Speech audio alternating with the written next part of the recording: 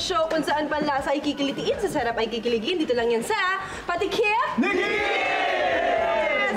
Alam nyo, napakasimple lang ng recipe natin ngayong gabi. Isa ito sa mga sikat na street food. Balat! At paborito itong kainin ng mga kalalakihan, lalo na pag nag-ihaw. Isaw! Hindi. Fishball! Oo, ay tinatawag nating nilagang mani. Hindi mo na ako nang pwede ko makasama dito. Sino pwede ko makasama? Ako na!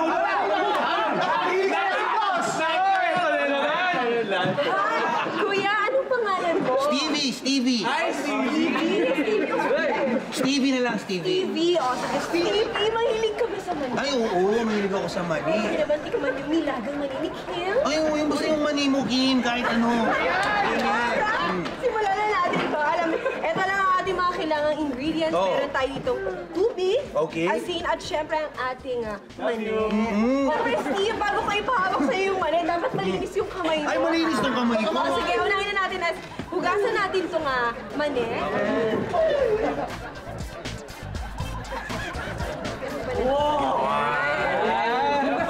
Yes, oo. Himasi-masi ko. Yes. Ay, good. Ayan, at kapag malinis ay ating mani, isasalang na natin siya dito sa kaserola na may tubig. Lalagyan natin siya.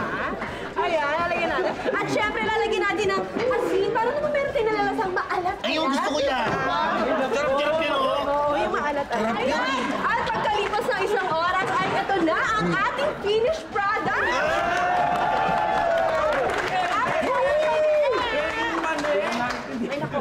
Steve, marunong ba kumain ng ganitong mani? Hindi gaano ako ganyan eh. Natin mo! Magaling ako kumain ng mga hubad na mani. Okay. O sige, tuturuan kita kung paano kumain ito. Ang gagawin mo, Paano? bubuka mo yung shell niya. Uy, buka! Iinan mo para... Sige nga, bakit pindot ng gano'n? Ayan, o, ganyan. Tapos, gano'n ba yan? Kailangan pindutin ng gano'n yan. Oo, dapat dito mo para mabiyak siya. Pagbiyak, tapos ganyan. Pati pala kinain! Iba ka talaga doon! Kahit may pala yung balat, ang sarap! Ikaw na kumain ka. Oo, sarap. Oo, ikaw yan. Ayan. Easy na talaga. Ayan. Alam nyo, maraming klase ng nilagang mani. Merong mani na tuyo, meron din namang basa, pero ito syempre basa. Alam nyo, dahil sabi nila, mas masarap daw kainin yung medyo basa. Yung meron kang nalalasahan na yung may katas. So ano na, Steve? Hindi ako makapagsalita ng sarap. Sobrang sarap. Hindi na try yung mani. Try mo. At sana meron kayong natutunan sa episode natin ngayon. Magkita ko tayo next week dito sa show kung saan panlasa ay kikilitiin, sa sarap ay kikiligin. Dito lang yan sa Patikim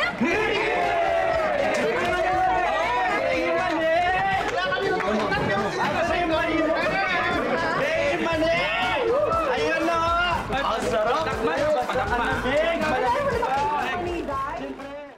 Ay, grabe! Exciting talaga mga eksena, di ba? At dahil hindi kayo bumibitaw sa amin, meron kaming mga sorpresa para lang sa inyo. Ang gagawin nyo lang, pumunta lang kayo sa aming website.